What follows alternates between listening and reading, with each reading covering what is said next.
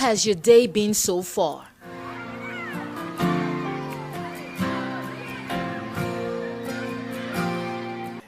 It's been interesting. It's been great. It's been eventful. My days are always eventful. I'm either rehearsing or trying to make music or meeting with people or, just always doing something. So I've had a very eventful day.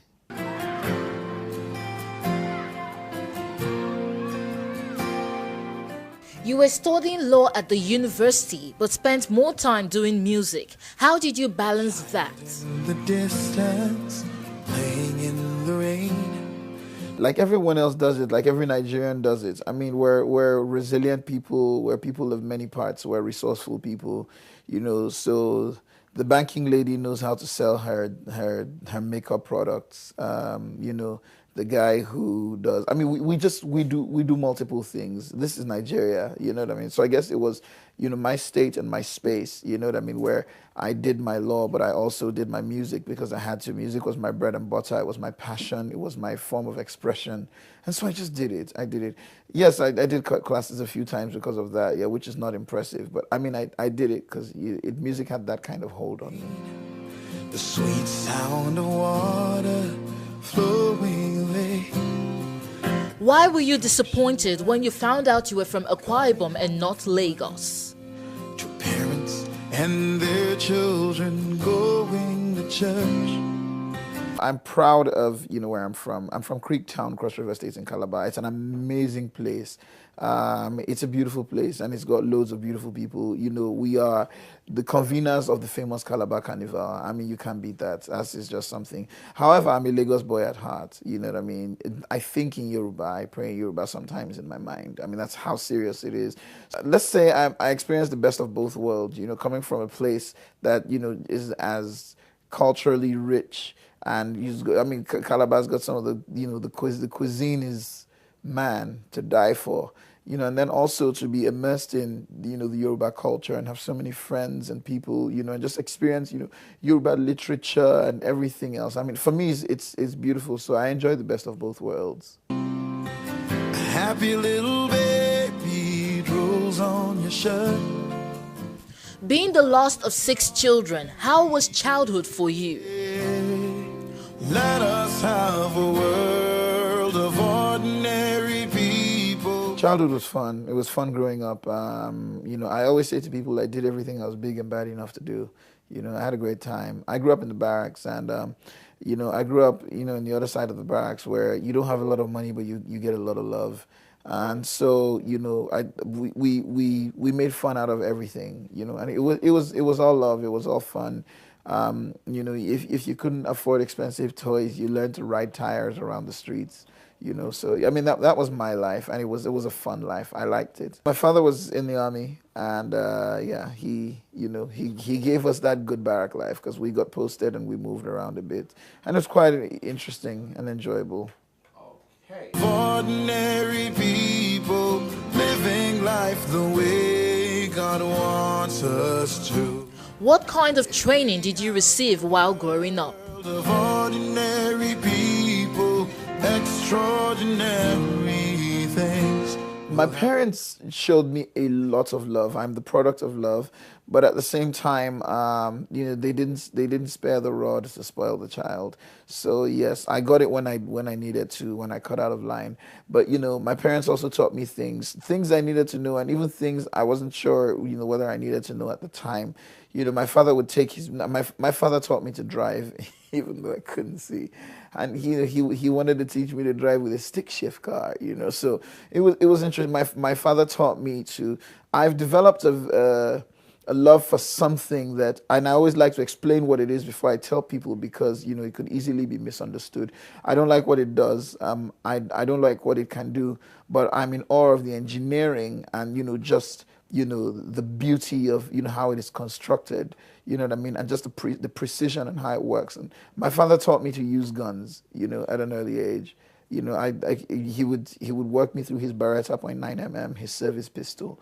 And, I thought that was just the coolest thing. So my family taught me things, the things I needed to know, and a few things, now that I think about it in retrospect, I'm not so sure about. But I mean, I had a great life and my training was amazing. And then I proceeded from there to King's College, which actually reformed me, as a gentleman. I met great friends, made great relationships, and had a great PKC. And it was just an amazing time of life. And then University of Lagos. And then, so, I mean, I guess in terms of training, I've had it all. It's very well-rounded. And I became self-aware at a very, very early age, but I don't think, even at that time I bothered myself. I followed my passion. I did what I liked to do. And playing music was one of those at the time.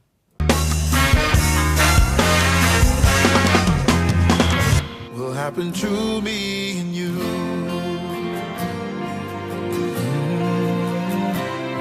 and you. Do you recall people taking advantage of you because of your disability? Ordinary Abraham, he was just a man. I said it a long time ago in an old Hip Hop World magazine I was interviewed in, and I'm one of those guys who throws away his old bank statements and keeps his old love letters. Well, I mean, in the real sense of it, if you threw away your old bank statements, you'd be in a lot of trouble. But I remember the good and I throw away the bad. So for me, it's not a question of who takes advantage of me. It's a question of, who helps me in my journey through life. And that's what I remember, and that's what sticks with me. But he'd kill his son for the price of Without your sight, how do you get to discharge your daily duties? ordinary Joe who lost it all, but I just do what I do. I lead a perfectly normal life. So the lack of sight is not necessarily the inability to do anything in your life. You know what I mean? You run around, you do things. I mean, when I owned my first studio ever, I ran around and I would usher my clients in and take them upstairs, to where the studio was in my home at the time. I'd go down, turn on the generator, and fuel my own generator. Oh my goodness, it was a small studio, and I worked it. And then I'd run my sessions and cut my receipts and do everything. So I mean, I've pretty much I did that. Obviously, I had sound engineers who worked with me, at certain times in my life, or at most times in my life, but. That's a standard procedure for a lot of producers. If you're not a beat maker and you're a producer who's worked in a real studio, you know that cabling is a really laborious task. So you work with sound engineers. But outside of that, yeah, I mean, I can fix my own coffee and do just about everything else. who lost it all, but and God had his hope. You've been behind the success of many great Nigerian musicians. What's the secret? Brought down Goliath with a stone and a toy. I think it's just wanting to outdo yourself. It's just wanting to do better. It's listening to great music, taking it in, just totally internalizing it, just dissecting it, and wanting to create something better than, whatever it is you've heard or whatever it is you've created in the past. And quite honestly, you can't do it without God. At least I know I can't. It's a subject, that bothers on political correctness these days. But look, I'm nothing without God. Sweet little Jesus, ordinary child, What inspired ordinary people? humble and mild. If anybody told you, Just that, ordinary people. The people who actually do exploits in this world are not people who have 2 heads or 4 arms. They're everyday people like you and me. You know what I mean?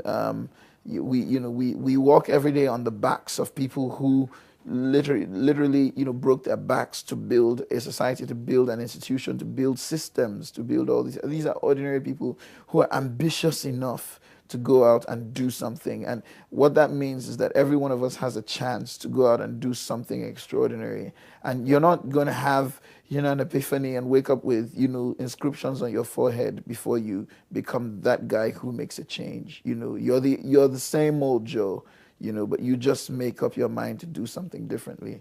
And that's how it starts. Everyone who's a major success today, is someone who was naughty at some point in time of their childhood, who took their first baby steps, who wore diapers or nappies or whatever, who poo-pooed on themselves and, literally just got up and made, sense out of life. And so, yeah, that's what Ordinary People is about. It's about you and me being the ordinary people who can do extraordinary things to change the world. anybody told you he'd be Messiah, you probably would. Who is Cobhams Asukwo? So let us have a world of ordinary people living. I'm just a regular guy, man. I love music. I love food. I love pleasure. I hate pain. I'm happy. you know, and then when I'm not, I'm not, and I want to be happy again. And I love coffee, and I love Jesus, and great conversations, and pianos, and fine dining, and great cars, and, you know, and people being happy. And I'm a regular guy, really. That's who I think I am. Living life the way God wants us to. If you had a minute to see, what would you love to see? Ordinary people, extraordinary things. It's such an important position that you have to take time to think about. Yeah. It's easy to just say one thing for the purpose of TV or eloquence or coherence or whatever. But I mean, it's something you want to think about. I really don't know, quite honestly. I'm not sure what that one thing would be.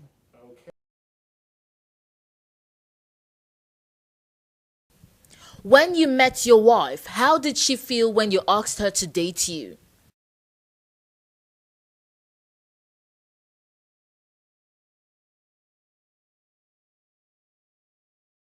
It was clearly maybe about a month or so after we met. By this time, we had been talking on the phone and racking up quite a bill, or racking up bills for our families.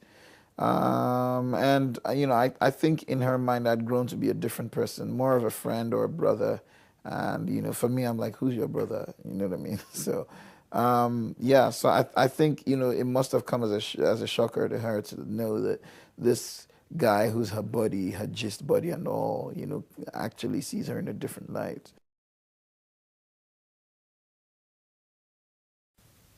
What's that one thing your wife does to make your life so easy?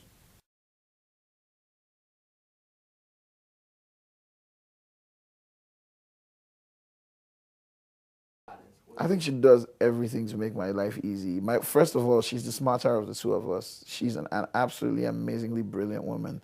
You know, she graduated first class, and I didn't know for, like, you know, her first 4 years out of university, and only got to find out, you know, by accident. I don't have an impressive academic record, just so you know. You know, I opted out of law law in my third year. She's really smart. She gives some of the best advice. She's a bit more rounded in her thinking. She's an encourager. You know what I mean? She would encourage me and other people to go for their dreams.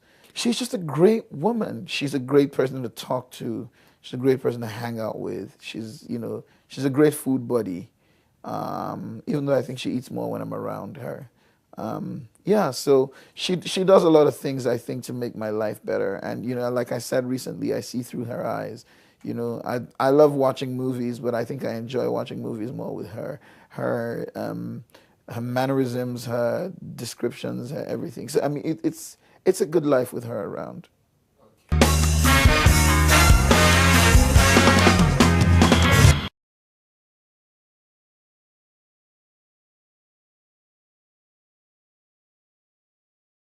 Did you opt out of law because it was too hard for you?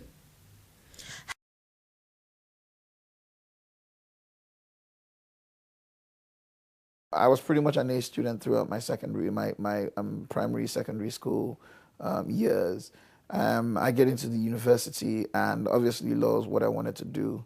But music had such a pull, and you know, I haven't failed at many things. I have failed at a few, and I'm proud to say that, because, you know, I think failure is all right as long as it's part of your destiny, you're part of your journey and not your destination. But in my third year in law, I realized that music had such a pull, and I needed to respond to that. I was making music for quite a number of musicians, and I was in a good place with that. And you're just following the trajectory that was definitely going somewhere, and it was somewhere in line with, you know, my ambition and my desire and my purpose, you know, in life. And so I decided I was going to just, you know, face music squarely. How did you propose to your wife?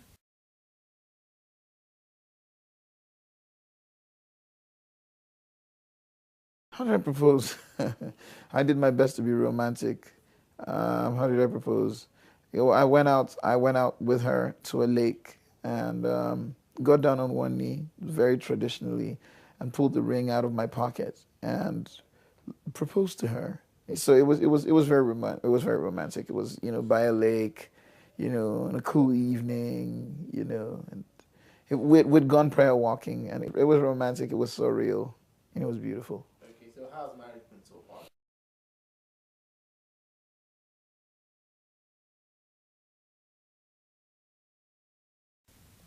How has marriage been so far?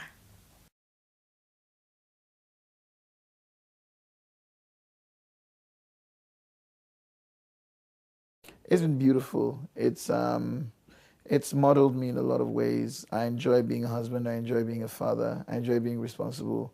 Um, it's been 5 years, and it feels like it only just started. I'm loving every minute of it. Yeah, we do have our moments when we don't necessarily agree, but I mean, I guess it's so in every healthy relationship. And if you show me one relationship where there aren't disagreements, then I, I, my choice would be to run away because I hate to see it when it does come. Yeah, but in general, it's been beautiful. It's been beautiful. I'm honeymooning every day.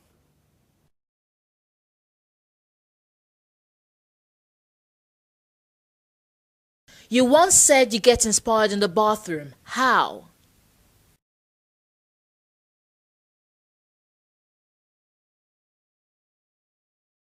I think a lot more people than pay attention to it actually get inspired in the bathroom. They just maybe haven't pinpointed it or haven't chosen to use it or take advantage, for what it is. The bathroom, like I always say, is one place where you get to be a physicist, an astronaut, a soldier, whatever you want to be. It's just your space where you're by yourself. You know what I mean? And it's an amazing space to be creative, and especially if you're a singer, it's a space that provides you with the natural reverb to test your singing skills, which is why I guess a lot of people sing in the bathroom. So it's inspiring, not just for me, but for a lot more people than come out to talk about it publicly.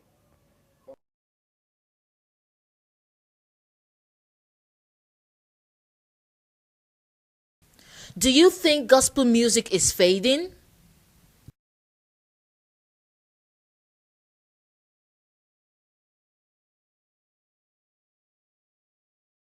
I think I'm a Christian and I'm a musician. I think, those two things shouldn't always be directly compared because a lot of times it's comparing apples to oranges.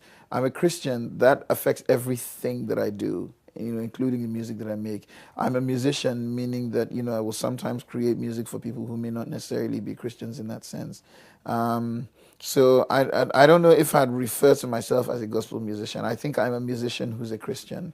And so I create music across board. It may be, music that talks about Jesus. It may be music that talks about love and life and, dancing and being happy, as long as it's not offensive and as long as it doesn't, what's the word?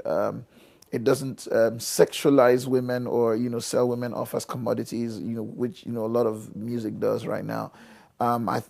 So let's clarify that that's my space. Now, in terms of gospel music or how that's created or where the quality of that, I think that industries are growing. I think that as a country, as a people, especially in Nigeria, we've suffered years of successive military regimes, and they have impacted on so many things in our lives, and where a lot of our lives are picking up we're picking up the pieces of our lives and piecing them together, and some are growing faster than others. I do believe that there is room for improvement and growth in the gospel music scene. It definitely is not where it ought to be, but we give it room. And you mentioned Ordinary People. Ordinary People is a song that has, well, a strong Christian undertone. I think for me, that's the work of, a Christian musician. You're not just reaching out to people in the bubble of religion. You're reaching out to the rest of the world, and I think that gradually, more and more musicians, who are Christians, are discovering this and are moving into that space and taking advantage of it and creating music that is wholesome, that is great, that is well produced and well packaged, and that is sincere and true. You have the likes of Nathaniel Bassey, who are by every standard, proper musician, but he's also a great Christian, and and his music reflects his personality, and it's true in that sense. And there's quite a number of people who are also in that space. So yeah, I think it is growing. We flog the subject of mediocrity, but I think mediocrity is everywhere. I think that, a lot of the things we suffer are in our health, in education, in economy, so it's not relegated to like music or Christian or gospel music alone.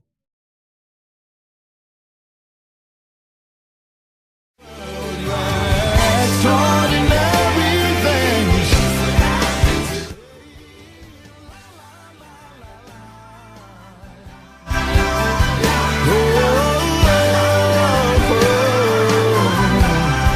I've been producing for the last maybe 15 to 18 or so years of my life. I'm exploring other sides to me. And so, well, there's a performing artist side, which is coming out more and more. So I'm performing more now. I'm performing more now just because, that's the space I'm in. I want to be more of a performer. It's a gift that I have, and it's a gift that I'm happy to nurture. And so, well, you'd be seeing more and more of that now.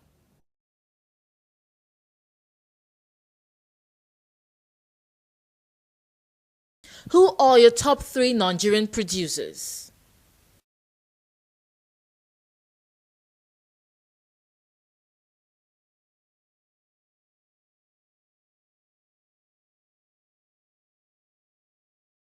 I would have to do more than 3.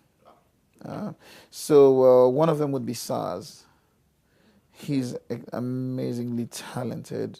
I love his music. I love how he's able to excite me with the music he makes every time he makes music. Another will be Malik Berry. His understanding of the music that he creates reflects, he just has a great ear for his sound. You know what I mean? And it's just so it's so original. I love it. I'm really feeling DJ Kublon right now. Yeah, I think his sound is really really amazing, really fresh. He's charting a different cause, and I like that very much. I like his bass strategy is really exciting. Let's see, who else am I? Of course, there's Don Jazzy. Don Jazzy he's on top. Like he's amazing. He makes great music. He makes music that catches my attention. I like all things Harry Song. He makes me laugh. He engages me. He engages my musical mind. He's got great melodies. He's got great. I mean, he's just a great guy. I think I like his music a lot. Who else excites me musically? Rotimi Keys. He's an amazingly talented musician who's also very well-rounded as a producer and is able to crisscross genres very easily. Yeah, I think those would be a few of my favorite Nigerian music producers.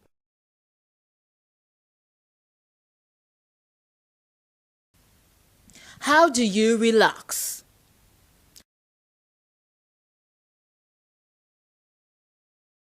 I have lovely conversations. I like I like fine dining, whether it's in my home or in a nice restaurant. It depends on where I am. If I'm out of the country, I like long drives. If I can get to, that's usually really nice. I love spending time with friends, and just letting my hair, letting my walls down, letting my guard down, and just having a good time. Yeah, that's what I do. I love to travel. Love to go to great places with people that I like, and well, I like people. I like everybody, but I mean with people who are close to me, just having a good time. But fine dining is always a part of how I relax.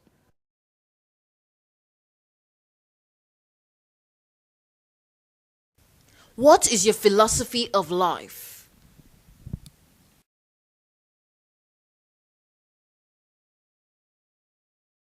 It's not that. Just live, man. Just don't make a math textbook out of anything. Really, it's just live. Let's be easy. Do right by God and by other people, and just live and enjoy life. Eat, live, love, laugh, cry. Live. give and love, especially, you know, because those are really important. And you know, whatever you get a chance, whatever you dream of that you think is good and right by God and man, you know, try to do it.